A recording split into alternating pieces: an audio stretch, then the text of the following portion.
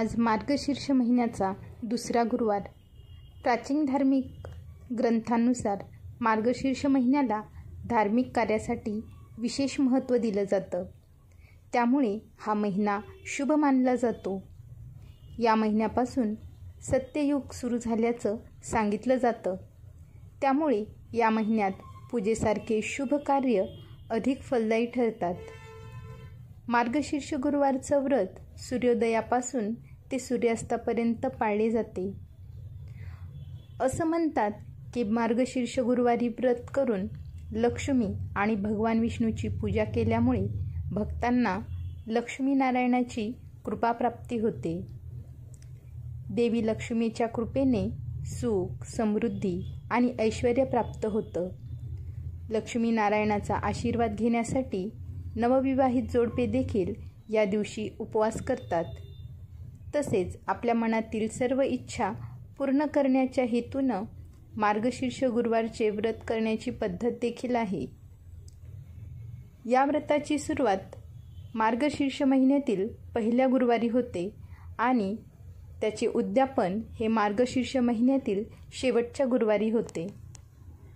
ह्या आधीच्या व्हिडिओमध्ये मी मार्गशीर्ष गुरुवारची पूजा कशी करावी याबद्दलची संपूर्ण माहिती सांगितली आहे. ज्या ठिकाणी आपल्याला पूजा मांडायची आहे त्या ठिकाणची जागा स्वच्छ करून घ्यावी. त्यानंतर त्या ठिकाणी छान अशी रांगोळी काढावी. रांगोळीने स्वस्तिक करून त्यावर चौरंग ठेवावा. चौरंगाच्या चारी बाजूला रांगोळी काढून घ्यावी. त्यानंतर चौरंगावर लाल वस्त्र, लाल कपडा घालून त्यावर तांदूळ किंवा गव्हाने चक्राकार अष्टकमल दल करावे. त्यावर हळद, कुंकू वाहावे. पाण्याच्या तांब्यात दुर्वा, सुपारी आणि शिक्का सोडावा. कलशाला बाहेरून हळदी कुंकाची बोटं उमटवावीत. तांब्यामध्ये 5 झाडाची 5 पानं किंवा आंब्याचा डहाळ ठेवून त्यावर एक नारळ ठेवावे.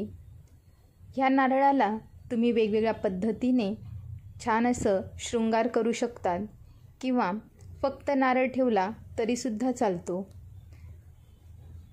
हा कलश ज्या ठिकाणी आपण तांदळाची रास मांडली आहे त्या ठिकाणी ठेवावा. त्याच्यासमोर आपल्याकडे जर श्रीयंत्र असेल तर ते श्रीयंत्र देखील ह्या पूजेमध्ये मांडावे.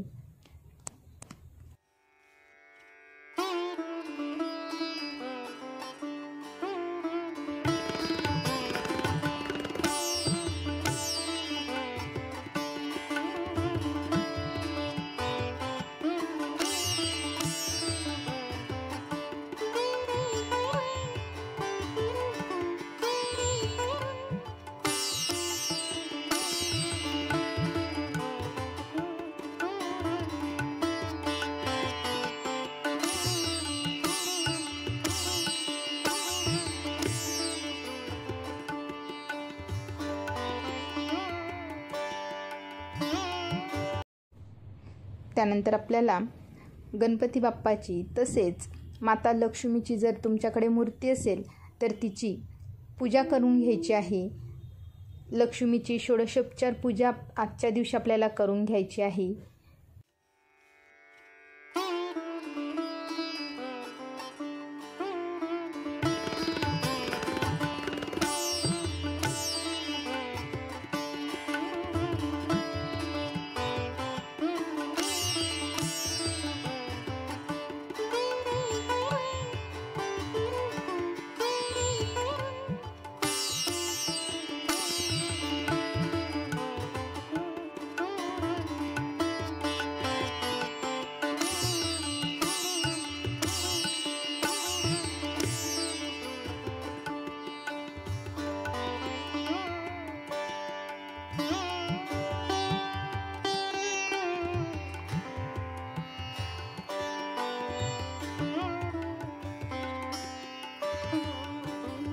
ज्या ठिकाणी आपण पूजा मांडली आहे त्याच चौरंगावर आपल्याला गणपती बाप्पाची स्थापना करायची आहे.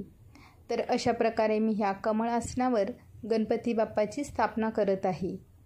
तुम्ही विड्याची पानं ठेवून देखील अशा प्रकारे गणपती बाप्पाची स्थापना करू शकता किंवा फक्त तांदळाच्या राशीवर जरी ठेवलं तरी चालतं. जर तुमच्याकडे गणपती बाप्पाची मूर्ती नसेल तर अशा वेळी गणपतीच्या नावाने एक सुपारी जरी ठेवली तरीसुद्धा चालतं.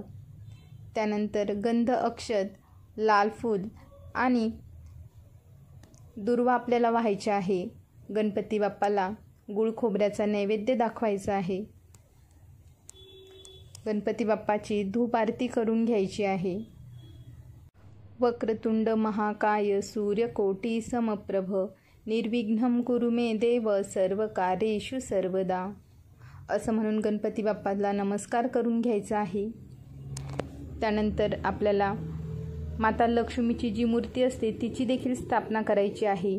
जर तुमच्याकडे मूर्ती नसेल तरी काही हरकत नाही. तर अशा प्रकारे आपल्याला गणपती बाप्पानंतर माता लक्ष्मीची षोडशोपचार पूजा करून घ्यायची आहे. वस्त्र, अलंकार, फूल अर्पण करायचं आहे. कमळाचं फूल असेल तर कमळाचं फूल देखील आजच्या दिवशी आपल्याला माता लक्ष्मीला अर्पण करायचं आहे. त्यानंतर आपल्याला सर्व कुटुंबासोबत आरती करायची आहे. श्रीलक्ष्मीचे नमनाष्टक वाचायचे आहे. व्रतकथा वाचायची आहे. व्रतकथा ऐकण्यासाठी कुटुंबातील सर्वांना तसेच आजूबाजूच्या लोकांना देखील तुम्ही बोलवू शकता.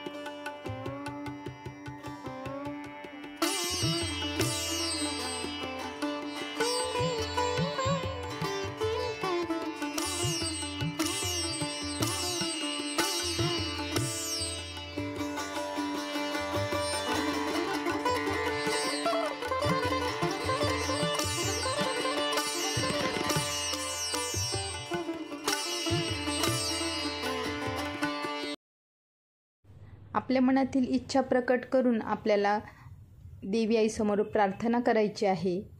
संध्याकाळी पुन्हा एकदा आपल्याला देवी आईची आराधना करून नैवेद्य दाखवायचा आहे. पुन्हा आरती करून घ्यायची आहे. गाईसाठी एक वेगळं पान काढून ठेवायचं आहे. नंतर संपूर्ण कुटुंबासोबत आनंदाने सहभोजन करायचे आहे. माता लक्ष्मीची आपल्यावर कृपा व्हावी, तिने आपल्या घरात सतत वास करावा, पैसा, शांती, समाधान आपल्या घरामध्ये नांदावे म्हणून श्री महालक्ष्मीचे व्रत केले जाते. हे व्रत केल्यामुळे आपल्या मनातल्या सर्व इच्छा पूर्ण होतात. श्री महालक्ष्मीची अनेक नावे, अनेक रूपे आहेत. पार्वती, सिंधुकन्या, महालक्ष्मी, लक्ष्मी, राजलक्ष्मी, गृहलक्ष्मी, सावित्री, राधिका, रासेश्वरी, चंद्रा, गिरिजा, पद्मा, मालती, सुशीला अशा विविध नावांनी श्री महालक्ष्मी ओळखली जाते. आपल्या घरामध्ये जेव्हा लहान मुलीचा जन्म होतो तेव्हा बऱ्याच आईवडिलांना प्रश्न पडतो की आपल्या लहान मुलीचे काय नाव ठेवावं. तर तुम्ही माता लक्ष्मीच्या ह्या सर्व नावांपैकी कोणतंही एक नाव जरी ठेवलं तरीसुद्धा अतिशय उत्तम आहे. विविध नावांनी ओळखल्या जाणाऱ्या महालक्ष्मीची आज ध्यान धारणा करावी. अशा प्रकारे माझी छान अशी पूजा झाली आहे आणि माझी देवी आई देखील छान अशी सजली आहे. साज शृंगार करून देवी आई आपल्याला आशीर्वाद द्यायला तयार झाली आहे. संध्याकाळची आरती आम्ही जोडीने केली.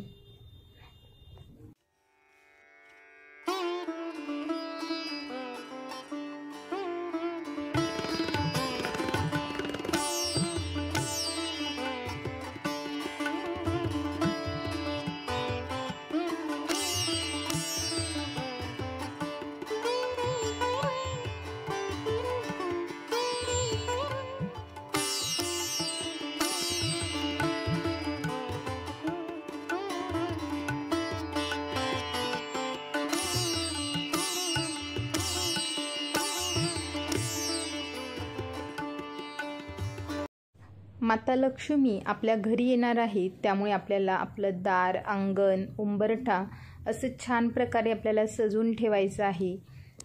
ज्या प्रकारे आपण दिवाळीला माता लक्ष्मीची स्वागताची तयारी करत असतो, तशाच प्रकारे आजही आपल्याला माता लक्ष्मीच्या स्वागताची तयारी करायची आहे. महाराष्ट्राप्रमाणेच उत्तर भारतातील काही ठिकाणी अशा प्रकारे मार्गशीर्ष महिन्यामध्ये महालक्ष्मीचे व्रत केले जाते. सोबत विष्णूची देखील पूजा केली जाते. तर तिकडे सुद्धा गुरुवारच्या आदल्या दिवशी म्हणजे बुधवारीच पूर्वतयारी केली जाते. घर अंगण सर्व सावरून ठेवलं जातं. तसेच त्या ठिकाणी आपण ज्या प्रकारे रांगोळी काढतो रांगोळीने, तर त्या ठिकाणी जे तांदूळ असतात ते तांदूळ भिजू घालून त्याने रांगोळी काढली जाते. आणि माता लक्ष्मीच्या स्वागताची पूर्ण तयारी दिवे वगैरे लावून जसं आपण दिवाळीला करतो तशाच प्रकारे केली जाते. ज्या दिवशी आपण अशी पूजा मांडतो तेव्हा घर देखील अगदी प्रसन्न वाटतं. माता लक्ष्मीची पूजा करत असताना आपलं घर देखील स्वच्छ ठेवावं. तसेच घरामध्ये कलह होणार नाही याची खबरदारी घ्यावी. थोरल्या मोठ्यांना अपशब्द बोलू नये. घरातील ज्येष्ठ लोकांचे पाया पडून आशीर्वाद घ्यावे. जर तुम्हाला आजच्या दिवशी गाईला काही खाऊ घालायला जमलं नाही, तर दुसऱ्या दिवशी सकाळी तुम्ही आवर्जून गाईला बाजूला ठेवलेला जो पान आहे तो नैवेद्य द्यावा. गुरुवारी मांडलेली ही पूजा, तिची उत्तर पूजा दुसऱ्या दिवशी म्हणजे शुक्रवारी सकाळी आंघोळ वगैरे आटोपून करावी. तर उत्तर पूजा कशी करावी याबद्दलचा व्हिडिओ मी पुढे बनवणार आहे, तेव्हा तुम्ही माझ्या चॅनलला सबस्क्राईब केलं नसेल तर चॅनलला सबस्क्राईब करा. आणि माझा आजचा व्हिडिओ आवडला असेल तर व्हिडिओला लाईक करा. जे कोणी महालक्ष्मीचे हे व्रत श्रद्धेने आणि मनोभावे करतात त्या सर्वांना श्री महालक्ष्मी प्रसन्न होते. त्यांच्यावर आपली ती कृपा दाखवते. पण जर आपल्याला जेव्हा श्रीमंती येते तेव्हा मात्र म्हणजे श्रीमंती आल्यावर माणसाने उतू नये, मातू नये, घेतला वसा टाकू नये. नित्यनेमाने श्री महालक्ष्मीचे व्रत करावे. देवीचे मनन चिंतन करावे. म्हणजे देवी सदैव आपल्या पाठीशी उभी राहील आणि आपल्या सर्व मनोकामना पूर्ण करील. ओम महालक्ष्मी नमः. ओम शांती शांती शांती.